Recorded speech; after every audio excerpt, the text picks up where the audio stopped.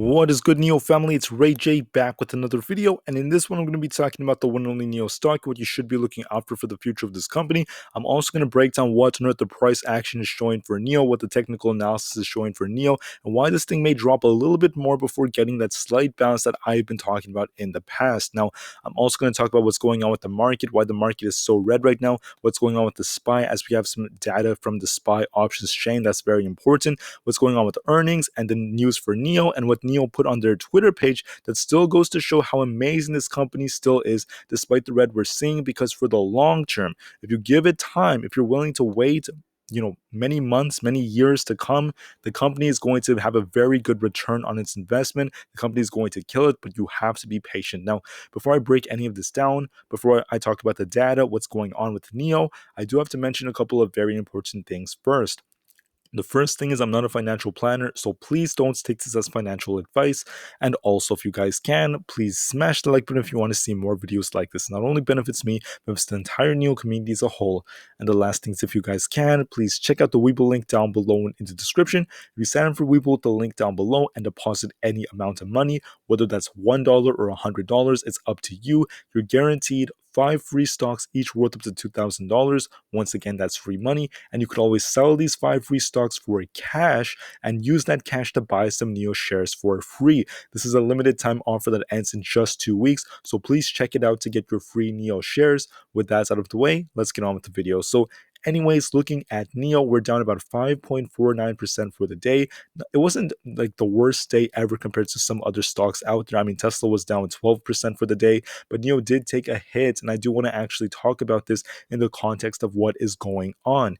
Looking at the SPY, and NIO generally does have a tendency of following both the SPY or sometimes the NASDAQ, but looking at the SPY, you can see that this thing actually dropped below the $420 level of support, and now we're at that 410 range, which just goes to show that it's not looking too good right now.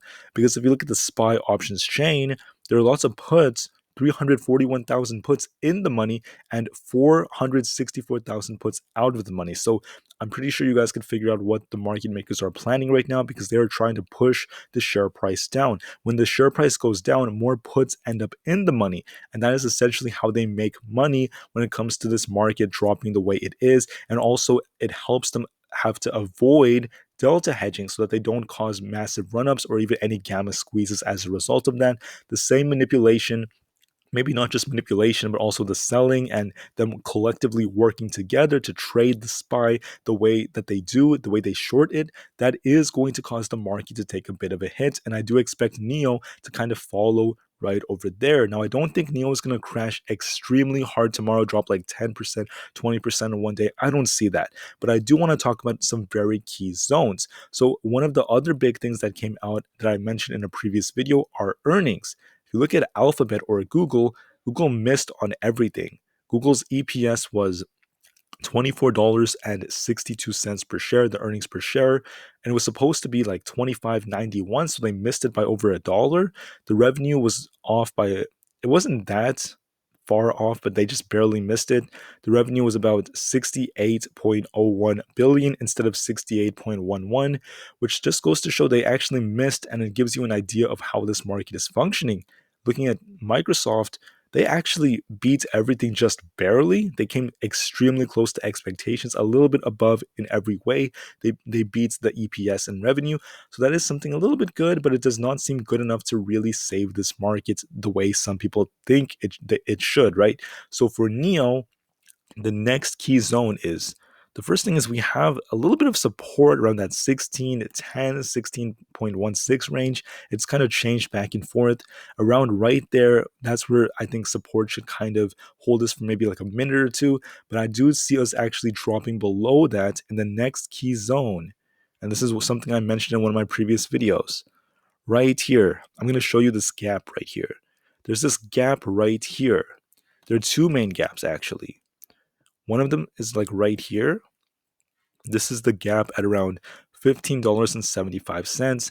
I think NIO is only about like 50, 60 cents away from there. So they're easily going to fill that gap. The next key gap would be at $14.96. which means that it is possible for NIO to hit the high 14s, maybe mid 14s relatively soon if we continue to drop the way we are. We didn't drop as hard as Tesla, but I do think that that's the next key zone, and I would not be surprised if we actually like zoom out right here for NIO to actually fall to this range. So the zone I drew out is right over here. I do think NIO is going to fill this gap right here. So the next key level would be that high $15 range, maybe mid $15 range. So 1550 is where NIO should be heading. Let me try to make this a little bit bigger so it's easier to see. 1550 is where NIO should go. And if that doesn't hold us, the final gap will be filled at $14.96. So there are two gaps. Once again, I'm pretty confident this one right here at 1575 is going to get filled. We're probably going to trade in this range right here, and we may end up dropping to that high $14 range just temporarily, which is where we may end up filling the second gap before getting a nice bounce after we get the FOMC report coming out. So that is something very important to be looking out for. So, anyways, another thing I want to talk about are what technical indicators are showing. If I actually zoom out, right now NIO has been dropping, and if you look at the way it's been dropping, we're in that oversold territory, which goes to show that, yeah, typically when we drop like the support should get better, but we are free falling. So the support is not getting better, so to speak, unless we find that bounce. So we're free falling in a way. So when we free fall, it's very hard for us to get those nice bounces we typically get when we start dropping. And that's because there's a lot of fear, a lot of manipulation, a lot of shorting, a lot of market makers dictating these prices the way they are. So what we're seeing right here from the MACD is we got that flip from the 9-day moving average.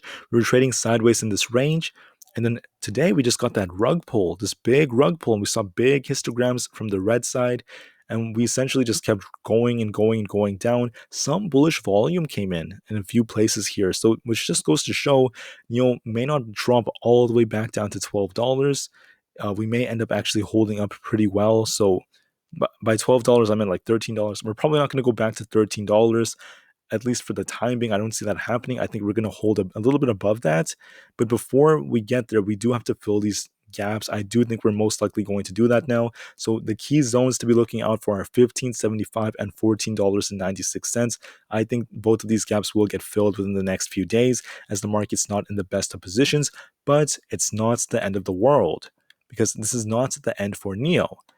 In the short term, yeah, it's going to be bearish. Long term, I'm still very, very bullish. I still believe in this company. The entire market is taking a hit, but I do believe NIO is going to make a historic comeback. One of the reasons I believe that is their fundamentals just get better and better and better. Right now, NIO has sped up its production process and it's already made its 200,000th vehicle. Let's go. 200,000 vehicles, despite the fact that there were lockdowns in China, despite everything going on with the supply chain constraints. They're already at 200,000 vehicles. They're getting better every single day. And on top of that, we're seeing news like this from them getting ready to expand it to different countries in Europe, releasing new products. And then this right here, we're seeing that NIO is now allowing customers enrolled in battery swaps to opt out and buy their EV batteries. Once again, a new, different, how should I say, a different idea or a different opportunity for their big investors, for their big owners that allows them to actually gain a lot more satisfaction when whether they want to buy their own batteries separately. So that's incredible news in my opinion. They're giving more opportunities, they're opening more doors for their customers, and they're just getting better and better from a fundamental basis. They also did put this on their Twitter page right here on April 26, 2022. NIO's 200,000th mass-produced vehicle rolled off the production line at one of their manufacturing centers in Haifa, once again taking only 1 year to produce its second 100,000 vehicles and setting a new record for production speed. So it only took them 1 year to produce their second 100,000 vehicles, which just goes to show they're getting better every single day. So give them time. I know it's tough. I know it's very tough. The market's not in the best of states. If you're a long-term investor, don't worry, because I know this company is going to make a historic comeback if you give it the time it needs. The second thing I want to talk about is this. When it comes to the short term, right? If you're a short-term investor, be very careful. This is a good opportunity to play with puts. You could sell covered calls. You could use different strategies. It's up to you, but be very careful with what you're doing and let your technicals tell you what you have to do as you keep your trading simple and you remain calm, cool, and collected. So yes, NIO may remain down for the next week or two, but I do think that once we get the news about the 50 basis point rate hike or more input on that, the market should start to recover slowly and things should start to improve. So until then, the announcement should be made on, I think, the 4th. Yeah, the 4th of May. That's when the FOMC meeting has their minutes released.